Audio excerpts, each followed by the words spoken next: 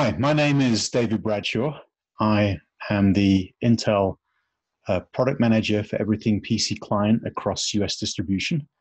Wanted to spend some time today talking about our latest roadmap updates, our latest launch announcements, and where we feel the right priorities lie for Q4 in 2020. So let's first of all talk about the recent launch of Tiger Lake, 11th Gen Core for mobile. So the key note here is that the industry is indeed taking notice that the Tiger Lake launch was a tremendous one for Intel. There's some of the quotes here in the slide reference. So this is a welcome shakeup to the GPU space. Has long been dominated by NVIDIA. That's very much true given the new Iris Xe capabilities within Tiger Lake. Another quote here from Tom's Hardware: Intel Tiger Lake super finishes AMD Ryzen 4000 in latest benchmarks. Another true statement, and we'll look at some of those benchmarks in a moment. First of all, I wanted to talk about some of our priorities for Q4. And as this slide references, again, the launch of 11th Gen Core, together with the Intel Iris Xe graphics, which is the first iteration of our new graphics capability that eventually, by the end of 2021, will mean a discrete graphics card from Intel. We also launched Intel Evo, which is the Project Athena on 11th Gen Core, together with $100 million worth of marketing spend to help drive this new campaign, and plenty of tools and new assets to help you go and sell. So here on the left-hand side of the chart here, we reference the fact that Intel is roaring back with the introduction of 11th Gen Core and Intel Evo. This truly is best-in-class, innovative thin and light platforms. This truly is performance leadership for real use cases, workflows, and application. As the slide references here at the bottom, 11th Gen Core redefines performance leadership. In addition, we're accelerating the stack with future 11th Gen Core products. So today, 11th Gen Core in Q4 will be available on consumer notebooks by about November timeframe, the beginning of November. And that's only on notebooks. 11th Gen Core for desktop, for component desktop, codename Rocket Lake, is due to launch in March next year. And 11th Gen Core will also be available on NUC and Whitebook here later this year as well. So having said all of that, we need to maintain momentum on 9th and 10th Gen Core. Clearly, this is where the majority of the volume sits today on component desktop. And Intel continues to invest heavily in the community with projects such as Gamer Days and some of the work that we've done around the Avengers game launch. On the right-hand side of this chart, we also want to illustrate the fact that when you're talking about competition and CPUs, you've got to reference what Intel is doing in the platform space beyond just the CPU. So I mentioned some of the Unmatched mobile graphics capability that's based in the Iris Xe graphics engine. In addition to that, with 11th Gen Core, you've also got advanced connectivity. So Intel recently acquired Rivet Networks and their killer Wi-Fi solution. We also have Wi-Fi 6. We have Thunderbolt 4 coming for the first time in 11th Gen Core, and also support for 2.5 gigabit Ethernet-based Ethernet. And in addition to that, of course, Intel, in that same platform, offers Optane memory and storage. And we offer fantastic productivity solutions with Intel vPro. And by the way, vPro for 11th Gen won't be available until early next year. And Intel continues to play a massive role in terms of influencing industry standards, not just in IEEE, but a lot of the work that we do with the California Energy Commission. In addition, Intel continues to provide a lot of channel support through COVID, whether it be aligning government resources or the COVID cash assistance program and improved terms that were offered to distribution. So let's look at 11th Gen Core for a moment and understand exactly what makes this product better. In terms of comparison here, we're comparing it with a notebook that included the AMD Ryzen 7 4800U CPU. For 11th Gen Core, you can work up to 1.38 times faster, content creation 4.4x faster, gaming 2 times the frame rate per second, and the ability to connect up to 3 times faster with technologies like Wi-Fi 6.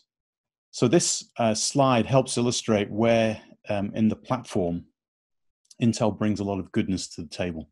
So you can see here that and beyond just leading CPU performance, which Intel definitely has versus AMD for 11th Gen Core, we have new AI capabilities. We have leading media and display engines, new hardware, hardened security. We have, as of this launch, Thunderbolt 4, and also as of this launch, PCIe Gen 4 interface on mobile, as well as best-in-class wireless and wired connectivity, and the ability for the CPU to scale in terms of performance from 7 watts to 28 watts. What Intel doesn't have is we do not reference Cinebench scores, which AMD likes to use. We believe that this represents a corner case solution that doesn't represent true real-life use cases. Instead, we use Sysmark. And also core count. Intel may not always have the most cores, but as we've mentioned many times in the past, not all cores are created equal. Instead of looking at core count, you should be looking at overall performance for the system.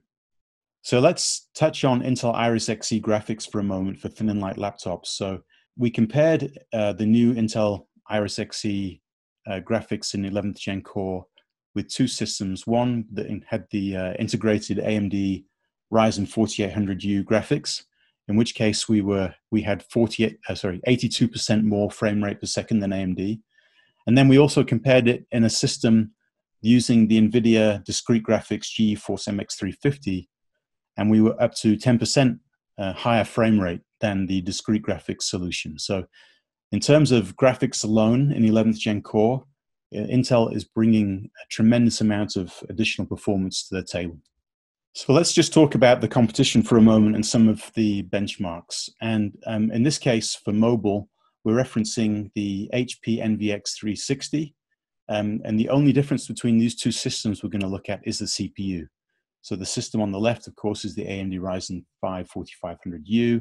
The system on the right is the 10th Gen Core i5 1035G1. So both systems are exactly the same. What this slide shows is that while if those 2 systems are both plugged into the wall, the performance is about on a par. But as soon as you unplug these 2 systems, you're going to get a far greater performance with the Intel-based system. So what this demonstrates is that while AMD has done a lot to catch up in terms of overall performance, they really have sacrificed battery life to hit a performance benchmark. So this is a key thing to remember when you're selling notebooks. So let's shift gear for a moment and talk about desktop solutions.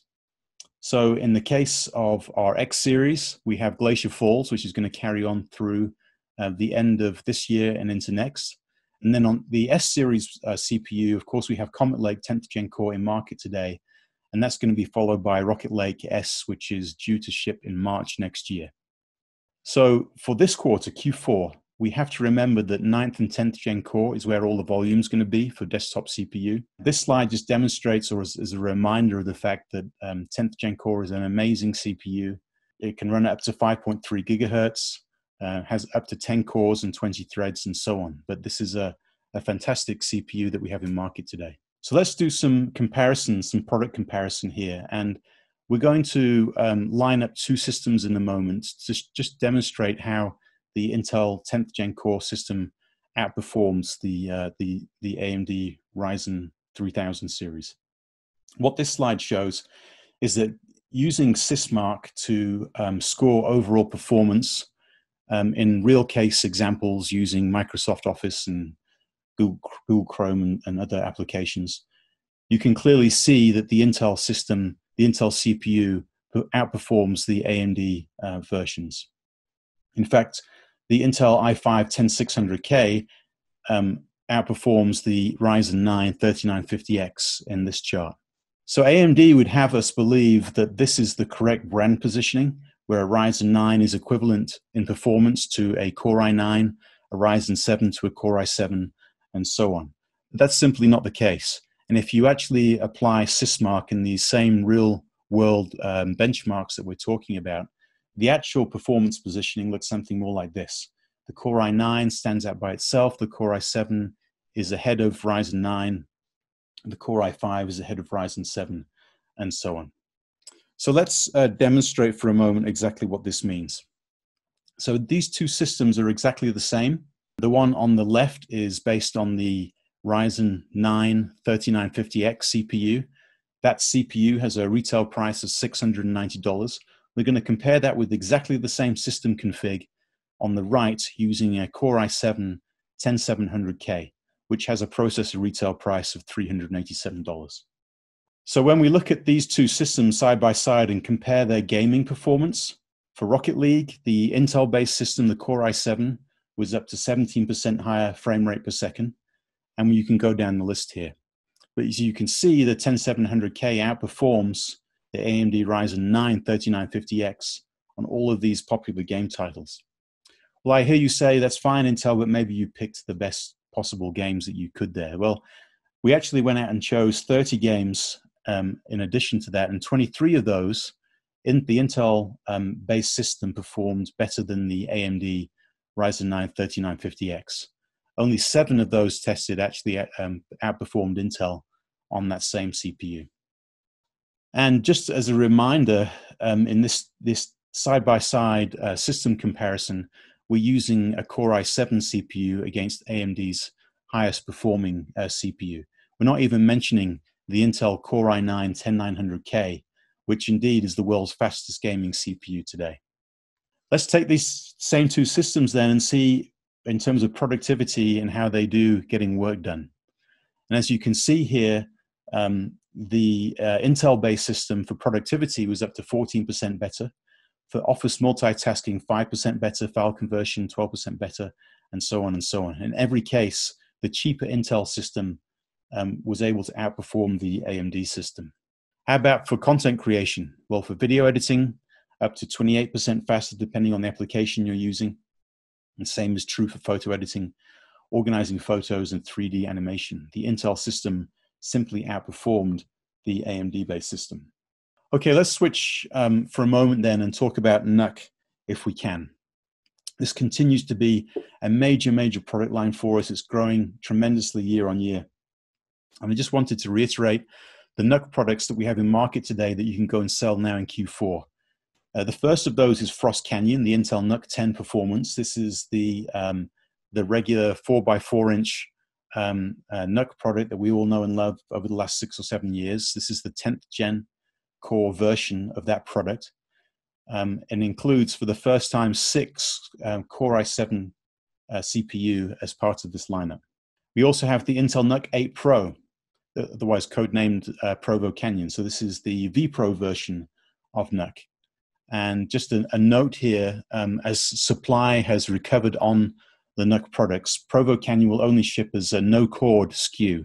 There are no so-called L10 SKUs available for Provo Canyon. For the first time, we have a Core i5 vPro-based NUC with quad-core support. Includes 3 Thunderbolt 3 ports, and so on. We also have in market a couple of new products that got a lot of attention at CES. One of those is Quartz Canyon that I'm showing right now. This is the Intel NUC 9 Pro, and this is the first modular NUC, which is really designed to be an entry-level workstation and includes your choice of either a Xeon CPU or a 9th gen Core i7 CPU. And you can add desktop discrete graphics to this product. We also have Ghost Canyon, similar form factor, very different from our normal NUC products. This is a 5-liter box, as is Quartz Canyon. And in this product, you can, which is also modular by design, you can add anything up from anything from a Core i5 up to a Core i9 base CPU. And again, you can add discrete graphics to this box. I also want to mention for a moment the Intel NUC Element series. So this is a follow-on, if you will, from the very popular compute stick, compute module, compute card products from our NUC division.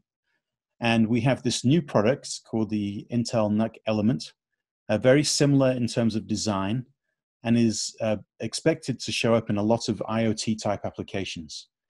Intel has its own rugged chassis for this device, but also there's a very strong ecosystem of other chassis products out there that you can add this NUC element to.